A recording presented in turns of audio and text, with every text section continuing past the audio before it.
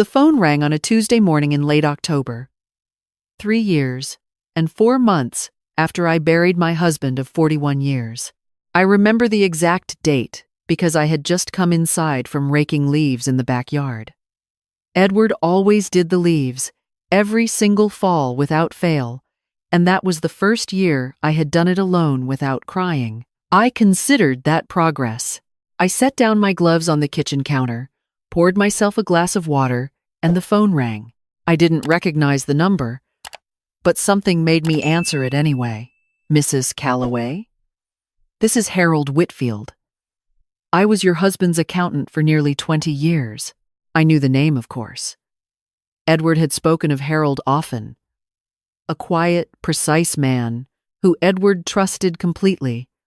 I had met him twice, maybe 3 times, at Christmas parties years ago. Mr. Whitfield, I said. Yes, I remember you. I apologize for calling out of the blue like this. I've been sitting on something for quite a while now, and I think it's time we spoke in person. Edward left a sealed document with me, a notarized letter of instruction, separate from his will. He gave me very specific directions about when to deliver it to you. I sat down slowly at the kitchen table. He said to wait until the estate was fully settled, Harold continued. And he said to wait until I believed you were ready. I've been watching things unfold from a distance, Mrs. Calloway. I think you need to see what's in this letter. My heart was doing something strange in my chest. What kind of document is it? I'd rather not say over the phone. Could you come to my office? Alone, if possible. Edward was very specific about that last part. I drove to Harold's office that Friday. I didn't tell my son Daniel. I didn't tell anyone. Edward and I had built everything together. We met when I was 24 and he was 27. Both of us working at the same manufacturing company in Columbus, Ohio. Me in payroll. Him in operations. We married within the year. By the time Daniel was born, Edward had already started talking about going out on his own. Calloway Precision Parts. That was our company. Edward's vision? My bookkeeping in the early years before we could afford a proper accountant. Both of our savings poured into it. For 30 years, we grew it from a 2-man operation in a rented garage to a mid-sized supplier with contracts across 3 states. When Edward retired at 66, we sold the operating side of the business, but retained the property 2 commercial buildings on the east side of Columbus that continued to generate rental income. That income, along with Edward's retirement accounts and our savings, was what I lived on. It was comfortable, not extravagant, but comfortable. Edward had planned carefully. He always planned carefully. He died of a heart attack on a Sunday afternoon in June, 4 years before any of this. He was in the garden, which was exactly where he would have wanted to be. The doctors said he likely didn't suffer. I have held on to that every day since. Daniel was devastated. He and his father had a complicated relationship. My son is not a bad man. I want to be clear about that. But when he was in his 30s, he went through a period of poor decisions. Some debt, some estrangement. And though he and Edward reconciled before Edward passed, there were years of distance between them that never fully closed. Daniel was 51 when his father died. He had been married to Rachel for 9 years. Rachel, I want to be fair. When Daniel first brought her home, I tried. I genuinely tried. She was intelligent, polished, good at saying the right things at the right times. She called me Mom from practically the first month, which I found too fast but tried not to read into. She had worked in finance, she was always quick to mention this, and she had opinions about money and investments and the way things should be managed. After Edward died, she started offering to help me with my finances. I declined. I declined again the second time. By the third time, her offers had stopped being offers. They had become something else. Gentle pressure, dressed up as concern. Mom, you really shouldn't be managing all of this alone. It's a lot for anyone. Daniel and I could just take a look. Make sure everything is in order. I have an accountant, I told her. Harold Whitfield? Mom, he's ancient. When did he last update his approach to investment strategy? I said Harold had served us well for 2 decades and I had no plans to change anything. She let it go. The will reading had been straightforward. Edward left the house to me outright. The rental properties and retirement accounts were structured to pass to me as surviving spouse. There was a separate trust established for Daniel, with a modest sum, enough to be meaningful, not enough to be life-changing, which was Edward's deliberate choice. He had told me privately, years earlier, that he didn't want to hand Daniel a windfall. Money he didn't earn would be the worst thing for him, he'd said. I had agreed. That Daniel accepted his portion without complaint. At first, Rachel did not. It started with questions. Why was the trust structured that way? What was the total value of the rental properties? Had I considered that the estate taxes might have been handled differently? Her questions always had an undertone I couldn't quite name. Not hostile exactly, but probing, like she was looking for a door she hadn't found yet. About 8 months after the funeral, Daniel came to me alone. He sat at the same kitchen table where I had received Harold's call, and he looked uncomfortable in the way he always looked uncomfortable when Rachel had sent him to do something. Mom, he said, Rachel thinks you should consider adding me to the deed on the rental properties. As a co-owner, it would simplify things down the line. I looked at my son for a long moment. Did your father's estate attorney advise this? He shifted in his seat. Rachel has a contact. Who? Did your father's estate attorney advise this? I asked again. He admitted that no, he hadn't consulted our attorney. I told Daniel I would think about it, which was my way of not saying no directly, because I did not want to fight with my son. I called our estate attorney the next morning. She told me very clearly, do not do this. Once Daniel was on the deed, any future decisions about those properties, including selling them, would require his signature and his wife's, if they were in a community property arrangement. I did not add Daniel to the deed. Things cooled between us after that. Not dramatically, not all at once, but Rachel's calls became less warm. Daniel's visits became shorter. The invitations to their house, which had already been infrequent, stopped entirely. I told myself it was grief, reshaping itself.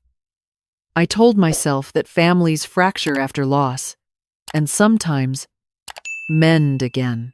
I went to church on Sundays and tended the garden Edward had left me, and learned, slowly, the rhythms of a life alone. Harold Whitfield's office was exactly what you'd expect from a man who had been doing careful, precise work for 40 years, clean, uncluttered, every file in its place, a photograph of a trout stream on the wall. He was in his late 70s now, white-haired and slightly stooped, but his eyes were sharp. He shook my hand, offered me coffee, and then sat down across from me and placed a sealed envelope on the desk between us. Edward brought this to me about 6 weeks before he passed, Harold said. He told me he had been noticing some irregularities and that he wanted a record of what he'd found, held somewhere safe, outside the house. I looked at the envelope. My name was written on it, in Edward's handwriting. Irregularities, I repeated. In the business accounts, the ones associated with the rental properties. Harold folded his hands. I want you to understand, Mrs. Calloway, that I only have the broad outlines of what's in that letter. Edward summarized it for me when he brought it in. He asked me to hold it and use my judgment about when to give it to you. He said, and I'm quoting him now, give Eleanor time to grieve, and then give her what she needs to protect herself. I picked up the envelope. My hands were steady, which surprised me. He knew, I said. He suspected. And he documented what he suspected. I opened the envelope there in Harold's office. With the afternoon light coming through the window and a cup of coffee going cold at my elbow, and I read my husband's last letter to me. Edward's handwriting was always meticulous, small and even. The letter was 4 pages. He began by telling me he loved me. He said that 41 years had been the defining fact of his life, and that everything he had built for us. He told me not to grieve too long, which made me smile through tears, because it was such an Edward thing to say. Then he told me what he had found. In the final years of the business, before the sale, Rachel had been handling a portion of our vendor invoicing. This had happened gradually, she had offered. Daniel had encouraged it, and Edward, trying to rebuild the relationship with his son, had allowed it. He had believed he was keeping oversight. He had spot-checked things periodically. What he found, when he looked more carefully in those last months, was a pattern of small discrepancies. Invoices from vendors that didn't quite match contracted rates. An occasional duplicate payment. Amounts moved through an accounts payable account that he couldn't fully reconcile. Individually, each instance was small enough to question or explain away. Together, over approximately 3 years, they added up to something that Edward had calculated at roughly $60,000. He had not confronted Rachel directly. He had not told Daniel. He had sat with what he knew, and he had written it down. Dates, invoice numbers, account entries, his calculations, and he had sealed it and given it to Harold, and then he had died before he could decide what to do with it. He ended the letter like this: I don't know what Rachel intended. I don't know how much Daniel knew, but I know you, Eleanor. You will do the right thing, and you will not be taken advantage of. Hold on to this. Show it to someone you trust, and don't let anyone tell you what you're owed. I folded the letter and put it back in the envelope and sat quietly for a moment. He knew, I said again. And this time, it wasn't ambiguous. Harold nodded. He protected me, even after he was gone. That's exactly what he did. I did not call Daniel. I called Margaret. First, my closest friend of 30 years, who happens to have a very no-nonsense personality, and a son who is a practicing attorney. Margaret listened to everything I told her without interrupting, which is not her natural tendency, so I knew she understood the gravity of it. Eleanor, she said when I finished, you need to call Thomas. Thomas was Margaret's son, and he had been practicing civil litigation for 15 years. I had known him since he was 9 years old and building birdhouses in Margaret's backyard. He was the right person to call. I met with Thomas the following week. I brought Edward's letter. I brought Harold, who was willing to provide a statement confirming the chain of custody of the document, that Edward had delivered it to him personally and that it had remained sealed until I opened it in Harold's presence. Thomas was methodical. He reviewed everything carefully. He asked questions. He asked them again. This is credible, he said finally. The documentation Edward kept is detailed. The question is whether you want to pursue this civilly, criminally, or use it as leverage in a different way. What do you recommend? He looked at me directly. That depends on what you want. Do you want Rachel prosecuted? Do you want the money back? Do you want Daniel to understand what happened? Those might require different approaches. I thought about my son. I thought about the look on his face at the kitchen table 8 months after his father's funeral, uncomfortable, being used as a messenger by his wife. Daniel was not a good man or a bad man. He was a weak man who had married someone stronger than him, and he had been moving in her direction for so long he might not remember there was another way to stand. I want the money returned, I said. And I want Daniel to see the truth. Thomas nodded slowly. All right, let's start there. Things escalated quickly once Thomas sent the initial letter. I had expected Rachel to deny everything. I had expected her to be cold, strategic, precise the way she always was. What I did not expect was what happened next. Within 2 weeks of Thomas's letter, I received a certified notice from an attorney I'd never heard of. Rachel and Daniel, it turned out, had retained their own counsel, and the response was not a denial of wrongdoing. It was an offense. They were contesting a portion of Edward's estate. Specifically, they were challenging the structure of the trust that had been established for Daniel, arguing that Edward had lacked the full capacity to make competent financial decisions in the final year of his life, and that the trust had been improperly structured to favor me at Daniel's expense. I sat at the kitchen table with that letter in my hands and felt something I had not expected to feel. Not fear, not grief, something colder and more focused than either of those.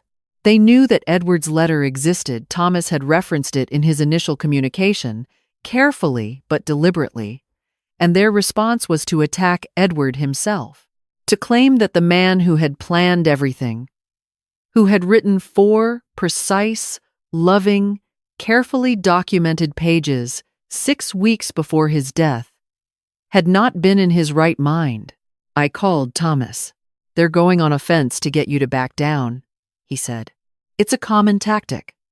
Create a counter-threat large enough to make settling seem easier than fighting." "I'm not settling," I said. There was a brief pause. "Good. Then let's get to work." The months that followed were the hardest since the grief itself. Not because I was uncertain, I was not uncertain.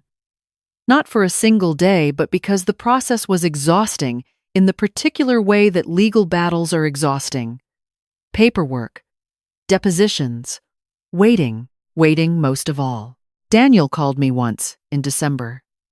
It was late, and his voice sounded different from usual. Quieter. "Mom," he said. "I didn't know about any of it. The accounts. I want you to know that." I sat with that for a moment. "Then why are you going along with this challenge to your father's estate?" He didn't answer right away. "Rachel says, we have a right to." "Daniel." My voice was gentle, but I didn't let him finish. "Your father wrote that letter 4 pages long. He documented everything. He left it with Harold because he wanted me to have it when I needed it. That's the man your father was. And what's happening right now is not what he would have wanted." Silence on the line. "I know," he finally said, very quietly. "Come see me," I said. "Come alone." He didn't come that week, or the week after. But I had planted something, and I left it there. Thomas was building the case carefully and patiently. The documentation in Edward's letter was the foundation. From there, with subpoenas and the cooperation of Harold, who turned out to have kept meticulous records of his own, as good accountants do, we were able to reconstruct the financial pattern Edward had identified and extend it further. The actual total, once the forensic accounting was complete, came to just over $72,000. The claim against Edward's competency, meanwhile, was falling apart under its own weight. His personal physician provided records. Harold provided records. The estate attorney, who had drafted the original documents, provided records. There was no ambiguity in any of it. Edward had been sharp, healthy, and completely clear-minded when the estate planning was done. The attending physician said she had rarely seen a man that age with a more organized understanding of his own affairs. 6 months after Rachel's attorney had sent that certified letter, her attorney sent another one. This one was considerably shorter. They wanted to discuss settlement. Thomas and I met the following afternoon. He laid out the terms they were proposing, and I listened carefully to all of it. "They want to drop the competency challenge entirely," Thomas said. "In exchange, you agree not to pursue the civil fraud claim. She keeps the $72,000 she took from us." "That's the proposal, yes." I looked at the papers on his desk for a moment. Outside his window, the city was going about its business. Somewhere across town, Rachel was waiting for my answer, calculating, assuming that I would weigh the cost of continued litigation and choose the easier path. "No." Thomas almost smiled. I was hoping you'd say that. We went to court in March. I had been prepared for it to be grueling. It was. Rachel was composed on the stand, just as I had expected, precise, articulate, answering questions with the measured confidence of someone who had been very careful for a very long time. She had an explanation for every discrepancy. Vendor errors, miscommunications, timing issues with account reconciliation. But Edward had been more careful than she knew. The invoice numbers he had recorded in his letter matched specific original documents that still existed in the company's archived records, records that had been preserved as part of the sale process and were sitting in a 40-storage facility. Thomas had requested them months earlier, when the forensic accountant laid them out, entry by entry. Rachel's explanations began to fracture. She contradicted herself on the third day of testimony. Not dramatically, not in a single moment, but Thomas had been patient, building the foundation before asking the question that mattered. And when he asked it, the timeline she had constructed didn't hold.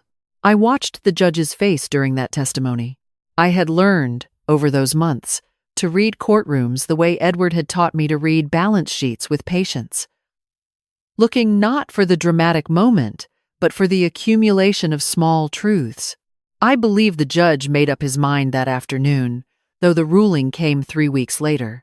The ruling was in my favor on all counts. The competency challenge was dismissed with a formal finding that there was no credible evidence to support it, and a note in the ruling that the challenge appeared to have been raised in bad faith. On the fraud claim, the judge ordered full restitution of the $72,000 plus interest from the date the first discrepancy had been identified in Edward's documentation. And then there was one more line. Due to the nature of the bad faith litigation tactics employed, including the unfounded challenge to the decedent's mental competency, the court imposed sanctions on Rachel's counsel in the amount of $45,000. Thomas called me the morning the ruling came through. He read it to me over the phone, slowly, and I stood at the kitchen window, looking out at the garden where Edward had spent so much of his time, and I let myself feel it fully. He did this, I said, when Thomas had finished. Edward did this. He saw what was happening, and he wrote it down, and he gave it to Harold, and he trusted me to know what to do with it. He knew you very well, Thomas said. 41 years, I said. He knew me better than anyone.